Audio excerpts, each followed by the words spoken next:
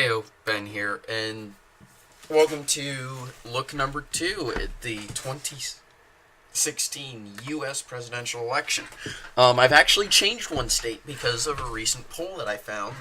You can look at it, just select Clinton Trump under the polling option on 270 to win, and it's in New Jersey, and it shows it within 10%. Okay, so I changed it here. That said, meaning that it could be capable, and also reading some articles, it looks like Trump is also putting some groundwork in Maine. Yeah, okay. So that's the only reason why I made those two changes. Connecticut, if you remember from last time, it's polling within 10%. And also but yeah, so I'm going to be looking at this a little bit again. And before I'm going to preface this by saying, now that we know besides the economy, which is always an issue, we know one of the major issues of this campaign, which is guns. Which has a stark contrast in America. Oh boy, I don't want to get into the politics, nor do I really want to get into my personal opinion on the matter. Simply because it really is a touchy subject in America.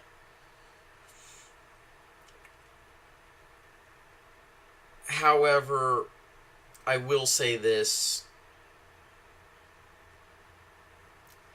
Guns are not the issue. And guns are proven deterrents to crime. And besides, that's not the point of a firearm anyway, at least not in the United States. Believe it or not, the point of having a firearm in these United States is to protect yourself from the federal government. I know it sounds very weird to foreigners, to people who aren't from the States, but it's true. It's so true. At least if you listen to the Founding Fathers. If you listen to, say, Bernie Sanders or somebody like that, they're like, guns are for hunting. They're kind of missing the point. But anyway, that's basic overview. You can look at millions and millions and millions of pages have probably been written on the gun debate here in America. But anyway, so we're going to go through this, and I'm just going to change the states. I'm going to go ahead and update this. You know what? New Hampshire will go red. We'll go ahead and give New Hampshire to the Donald. I'm just filling in states that are more than likely going to go one way or the other.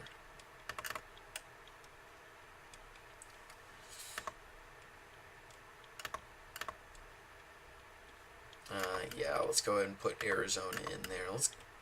Colorado will be blue. I think Iowa's going to go red. I think that's changed.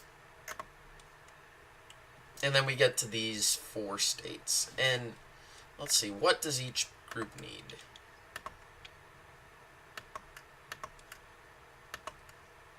Okay.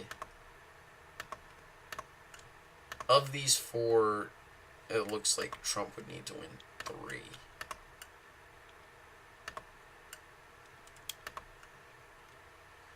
And Hillary would only need to win 2.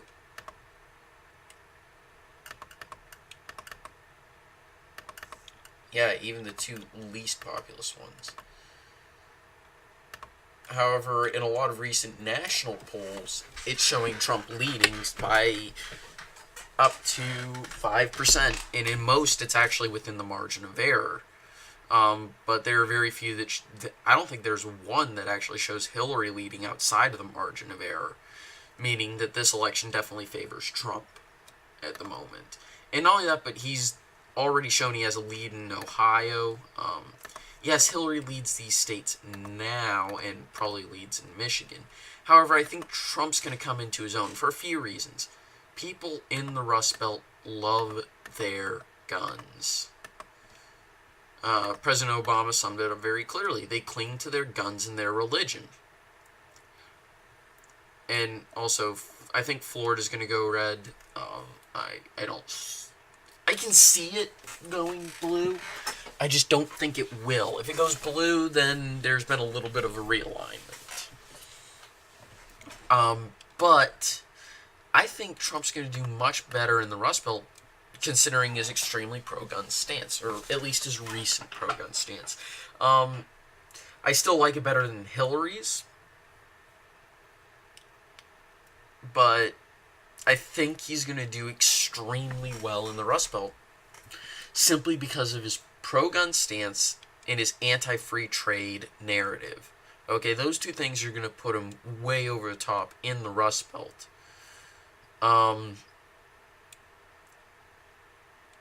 So, do I think he's going to win Minnesota? No, probably not. However, I think he's going to be able to, and probably not Wisconsin either, but I think he's actually going to get Michigan as well. And he's especially going to get this area. I really think he's going to get that extra vote in Maine, and I think he'll get New Hampshire as well.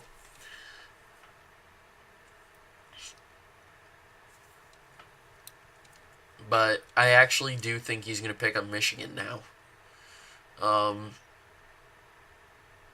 Just because he's choosing the right issues for this area. This area is notoriously,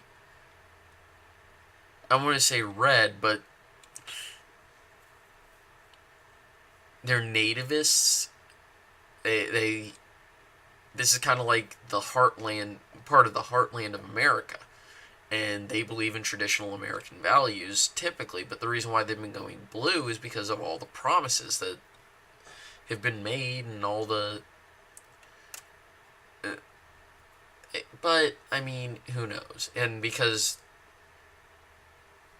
I don't know. It's just a weird shift, because these are people who should typically support conservative ideas, but they vote blue for some reason. I'd love to know the reasoning behind it from somebody who lives up there, from a Democrat voter in the Rust Belt.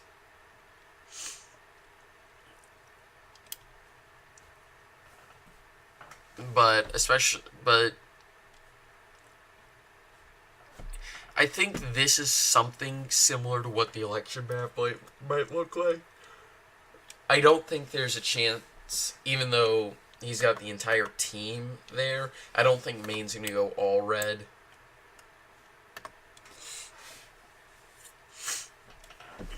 I'll probably update this when new polling comes out in different states and whatever. But like I said, Trump is apparently going all in on this Rust Belt strategy of taking Minnesota, Wisconsin, Michigan, Ohio, Pennsylvania, Maine, New Hampshire. I love how he calls that area part of the Rust Belt too. I think he also said he's going to try to get New York. I don't think it will happen, but considering that he's getting New Jersey and Connecticut a little bit to turn purple, there's a chance. There is a chance. But I don't think it's likely. I really don't think it's likely. Virginia, I think it's just going to go blue. State's been going blue for years. I think it's finally shifted. Yeah, this is what I think the election map is going to look like. I could potentially be wrong about New Hampshire and this extra electoral vote, but I don't think I'm wrong about the Rust Belt. Anyway, I'll see you guys later.